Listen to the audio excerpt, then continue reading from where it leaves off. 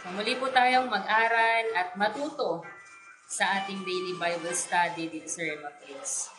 So maganda po yung kapupulutan ng aral ng topic po natin ngayon. 7 example of heart trust. Naituro na po sa atin yung 4 kahapon at nung Monday. So itutuloy po natin sa pang-5 at ang pang-6. Ulitin ko po, maganda na kapupulutan po natin ang aral, yung mga itinuturo po sa atin sa ating Bible study dito sa Rema Fields. So itutuloy po natin yung 7 example of heart trust. Sa pang-number 5 po, si King Asa. 7 example of heart trust. Number 5, Asa. Yan, buksan po natin ang ating mga Biblia sa 2 Chronicles, chapter 14, verses 1 to 15. So, hindi ko na po siya babasahin ng buo. Pero, makikita po natin sa chapter na yan kung paano naging masunurin si Haring Asa sa Diyos at kung gaano kalaki ang pagtitiwala niya sa Diyos. Sa buong 10 years na paghahari ni Haring Asa, naging mapayapa ang Juda. Ulitin ko po 7 example of heart trust. Asa. Si Haring Asa. At kung babasahin natin yung buong chapter na yan, makikita natin na sa buong 10 years na paghahari ni Haring Asa ay naging mapayapa ang Juda. Sinunod ni Haring Asa ang lahat ng nakalulugod sa paningin ng Diyos. At nagdulot po ito ng kapayapaan sa Juda. Basahin ko lang po dito sa chapter 14 verses 2 to 5. Ang kanyang ginawa ay ikinalugod ni Yahweh na kanyang Diyos. Ipinagiba niya ang mga sambahan sa burol. Ibinuwal niya ang mga haliging itinayo sa kanilang karangalan at winasak ang Diyos sa Asherah. Verse 4, iniutos niya sa mga taga-Juda na magbalik loob kay Yahweh, ang Diyos ng kanilang mga ninuno, at sundin ang kautusan at mga tuntunin. Verse 5, ipinaalis din niya ang mga dambana sa burol at mga dambana ng kamanyang sa mga lungsod. Naging mapayapa nga ang kaharian. Sa panahon ng kanyang pamamahala, nagpapatunay lang na may kapayapaan sa pagsunod sa Diyos. Ang paglilingkod din po natin ang magbibigay ng kapayapaan sa puso po natin. At dito po sa verse 7, naging maunlad sila, umangat ang buhay nila, tumaas ang antas ng buhay nila. Sabi nga po sa Proverbs chapter 3 verse 5, trust in the Lord with all your heart and lean not on your own understanding. Ganito ang ginawa ni Haring Asa. Lubos siyang nagtiwala ng buong puso sa Panginoon. Heart trust. Pag sinabi mong heart trust, pananampalataya na nagmumula sa puso at nagpapakita ng buong pagtitiwala sa Diyos. Ulit ko po, pananampalataya na nagmumula sa puso at nagpapakita ng buong pagtitiwala sa Diyos. Mahalaga sa Diyos po na andoon ang tiwala po natin sa Kanya. Andoon ang buong pagtitiwala po natin. Kaya kung makikita po natin sa buhay ni Haring Asa, andun po yung buong puso niyang pagtitiwala. Po. Ganito ang ginawa ni Haring Asa, lubusan siyang nagtiwala ng buong puso sa Panginoon. Ang ganda nga po ng pangalan ni Haring Asa eh. Kasi masyado siyang asa sa Diyos. Dependent siya sa Panginoon. At yan ang gusto ng Diyos sa atin, ang umaasa at nagtitiwala po tayo sa Kanya. Dumating po yung panahon na nilusob sila ni Zerah. At nasa 580,000 lang ang kawal ni Haring Asa. Compare sa kawal ni Zerah na nasa milyon at merong 300 na karwahe. Kung iisipin po natin, lugi. Kung iisipin natin, talo na. Ano ang laban ng 580,000 sa milyong kawal? Pero ano pong ginawa ni Haring Asa? Nagpuri at umasa siya sa Diyos. Dahil buo sa puso niya ang tiwala sa Diyos, he trust God with all of his heart. Sa verse 11, nagpuri siya sa Diyos at umasa ng tulong sa Panginoon. Sobra po yung heart trust. Alam niyang talo sila sa bilang. Pero alam din ni Haring Asa na mayroon silang malaking Diyos na mapagkakatiwalaan. At kung itutuloy po nating basahin sa verses 12 to 15, nagtagumpay po sila. Ipinanalo sila ng Diyos, nawasak ng lubusan ang kalaban po nila. Ganitong heart trust ang gusto ng Diyos na magkaroon po tayo. Ang patuloy na umaasa sa Diyos na ating sinasamba at pinaglilingkuran. Heart trust, ulitin ko po, ang pananampalataya na nagmumula sa puso at nagpapakita ng buong pagtitiwala sa Diyos. Dapat po nating tularan ang example ni Haring Asa. Kapag tayo po ay nahaharap sa trials and testings, dapat po nating ibigay ang ating tiwala sa Diyos. Hindi madaling sabihin, lalo na kapag nandun na po tayo sa mismong sitwasyon. Kasi kung titignan po natin, dito po sa chapter na to, dehado na po yung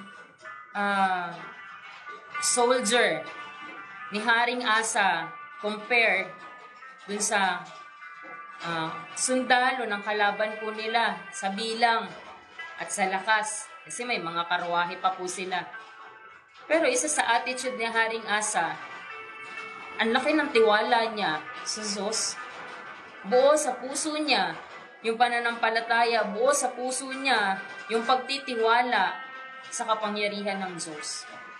At ito ang dapat nating tularan. Maging, kasi darating po talaga sa point, darating po tayo sa mga sitwasyon na talagang haharap po tayo sa malalaking problema. Nadadaan tayo sa trials and testings, pero dapat po natin ibigay ang ating buong tiwala o pagtitiwala sa Diyos. Kapag dumating po yung pagkakataon na tayo po ay nahaharap sa kahirapan, lalo na sa sakit at karamdaman, kapag tayo mismo ay dumadaan mismo sa sakit, minsan mahirap po kasi bakit nararamdaman po natin yan physically. Pero kung tayo man po ay nahaharap sa sakit o karamdaman, ilagay natin ang buong pagtitiwala po natin sa Diyos at maniwala na siya ay may kapangyarihan na iligtas tayo. Dapat maniwala tayo na ang Diyos ay tapat sa mga pangako niya. Dapat andun po yung confident po tayo. Alam ng puso po natin, dapat sigurado tayo. Yun po yung kahalagahan ng tiwala. Kaya nga po mahalaga kasi sa sa pagtitiwala, magkakaroon ka lang kasi ng tiwala, no, sa isang tao. Kung kilala mo yan, o kung meron kang relasyon dyan, doon ka lang magkakaroon ng tiwala. Kaya nga po napakahalaga sa buhay ng bawat isa sa atin na dapat ayos ang relasyon natin sa Diyos at kilala po natin ang Diyos natin na pinaglilingkuran. Kasi in times of trouble, sa mga pagkakataon na tayo man ay dumaan sa mga pagsubok, hindi magiging mahirap para sa atin ang magtiwala sa mga pangako ng Panginoon. Na dapat dumaan man tayo sa sakit at karamdaman, maging sa kahirapan, ilagay natin ang buo nating tiwala sa Diyos at maniwala tayo na siya ay may kapangyarihan na iligtas tayo sa sitwasyon na yan. Ang Diyos ay laging handang tumulong sa atin. Ang kapangyarihan niya ay higit kesa sa mga problema po natin. Sa pamamagitan ng pagtitiwala po natin sa Diyos, makukuha po natin ang tagumpay. Sa pamamagitan ng pagtitiwala po natin, kagaya po ni Haring Asa, kahit alam niya, nakikita niya yung kalagayan at sitwasyon, pero andun yung pagtitiwala niya. Andun yung tiwala niya na hindi basehan yung bilang ng sundalo na meron siya at sa dami ng sundalo na kalaban nila. Hindi yun yung basihan kundi ang tinignan niya, ang Diyos na pinaglilingkuran niya ay makapangyarihan at tapat sa mga pangako. Tularan po natin ang example, kaya po yan naisulat dyan, kaya po yan nakalagay sa Biblia, dahil dapat po nating tularan. Na kahit anuman yung pwede nating pagdaanan, anuman yung problema na ibato ng kaaway sa atin, andun po dapat ang pagtitiwala po natin sa Diyos. Andun ang pagtitiwala na kaya tayong iligtas ng Diyos, na kaya tayong pagtagumpayin ng Diyos.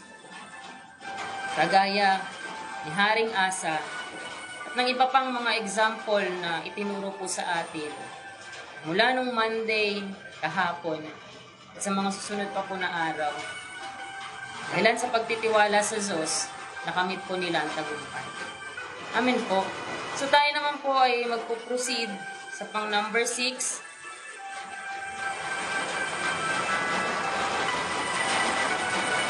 Seven example na po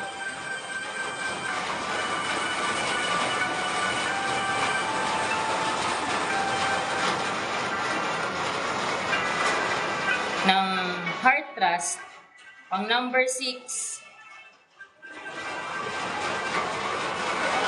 ay si Haring Hezekiah naman. Pang number 6, Hezekiah. 2 Kings chapter 18 verses 4 to 7 and chapter 19 verses 14 to 37. Bitin ko po, number 6, Hezekiah. 2 Kings chapter 18 verses 4 to 7 and chapter 19 verses 14 to 37. Dito naman makikita po natin yung kwento ni Haring Hezekiah sa 2 Kings chapter 18 and 19, yung example ng pagtitiwala rin po niya sa Diyos.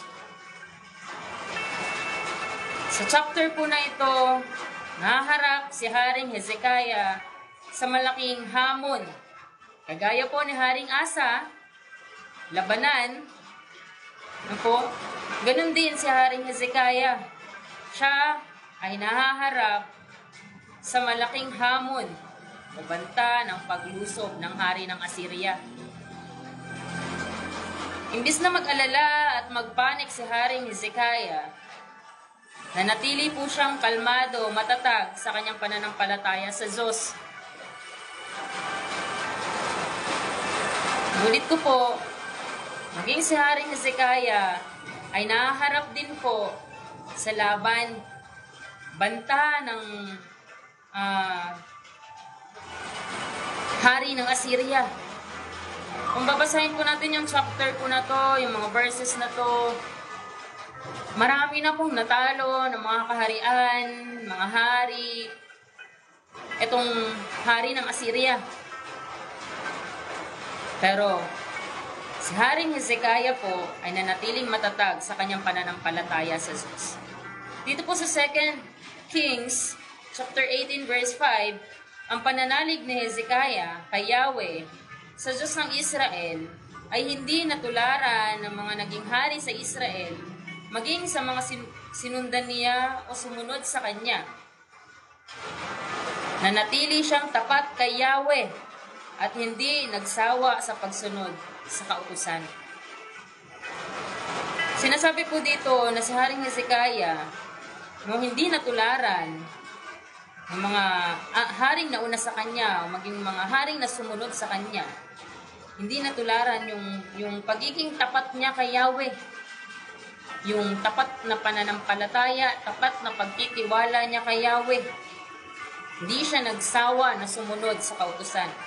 Lubos na nagtiwala si Haring Hezekiah sa Diyos. Hindi siya nag-alinlangan sa kanyang kapangyarihan. Dito po sa chapter 19 verses 14 to 19, makikita po natin ang ginawang response ni Hezekiah nung natanggap niya yung sulat o banta ng pagsalakay ng Assyria. So pinadalhan po siya ng sulat. Basahin na lang po natin.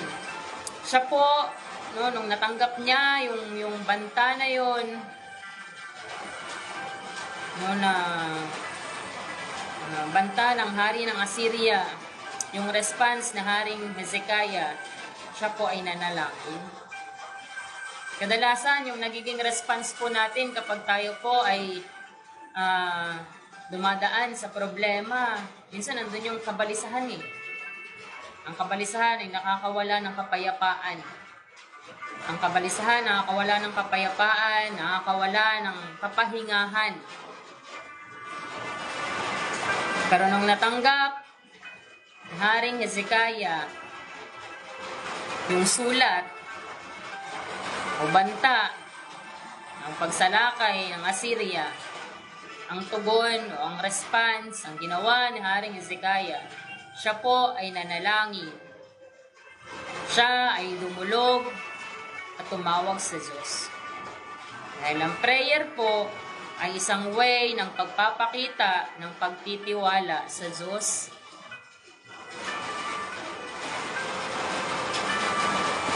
Kung titignan po natin yung kaganapan sa mundo, kapag ang isang tao ay dumaraan sa problema, ano yung kadalasang response? Yung iba, idadaan sa mabuting usapan. Ano po yun? Naglalasing para makalimot. Kinabukasan, sakit lang ng ulo. Pero ang tinuturo po sa atin ang salita ng Diyos, na kapag tayo ay merong kinakaharap na problema, dapat na response ng mga anak ng Diyos ay ang tumawag at dumulog sa Kanya. Kagaya ng example na ipinapakita ni Haring Hezekiah. Nung nakatanggap siya ng banta, nakita niya yung problema. Agad siyang nanalangin at dumulog sa Diyos. Dahil ang prayer ay isang way ng pagpapakita na tayo ay nagtitiwala kaya ng Diyos na ayusin yung magugulong sitwasyon. Dito po sa verses 20 to 37, basahin po natin yan. Makikita natin yung pagtugon ng Diyos sa panalangin ni Hezekiah. Nagpadala ang Diyos ng anghel para patayin ang mga sundalo ng Assyria. Ang Diyos ay kaagad tumutugon. Ano po? Nagpadala ang Diyos ng anghel para puksain, para patayin ang mga sundalo ng Assyria. Makikita po natin dito na ang Diyos ay nakikinig sa mga panalangin ng kanyang mga anak at tumutugon sa mga pangangailangan. Ang Diyos ay nakikinig. Nakikita ng Diyos yung mga sitwasyon po natin. Nakikita ng Diyos ang kalagayan po natin, yung mga pinagdadaanan po natin. Nakikita ng Diyos yung battle natin. At kapag tayo ay dumulog at tumawag sa Kanya, ang Diyos ay tumutugon sa pangangailangan po natin. Ang tiwala po sa Diyos ay mahalaga sa panahon ng mga pagsubok. Makikita po natin dito sa pinag-aaralan po natin na ang tiwala ni Haring Hezekiah sa Diyos ay nagbigay sa kanya ng lakas at katatagan para harapin yung pagsubok. Ulit ko po, makikita po natin dito sa pinag-aaralan po natin na ang tiwala ni Haring Hezekiah ay nagbigay sa kanya ng lakas. Lakas at katatagan para harapin yung pagsubok. Sa example na ito na makikita po natin sa buhay ni Haring Hezekiah, matututunan po natin na ang tiwala sa Diyos ay isang mahalagang sangkap ng pananampalataya. Ito po ay isang mahalagang sangkap, importante, mahalaga. At sa pamamagitan ng panalangin at pagtitiwala sa Diyos, pagtitiwala sa Kanyang kapangyarihan, tayo ay magkakaroon ng tagumpay sa mga pagsubok na pwede nating kaharapin.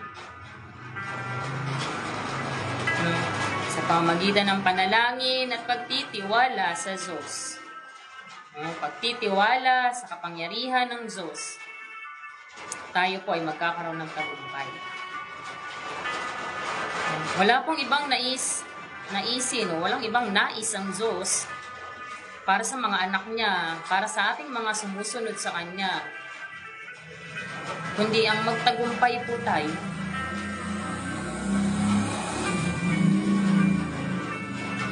At ang pangako ng Lord, sabi nga ng Panginoong Yesus, kailangan lang nating lakasan ang ating loob na pagtagumpayan niya na ang sanlibutan.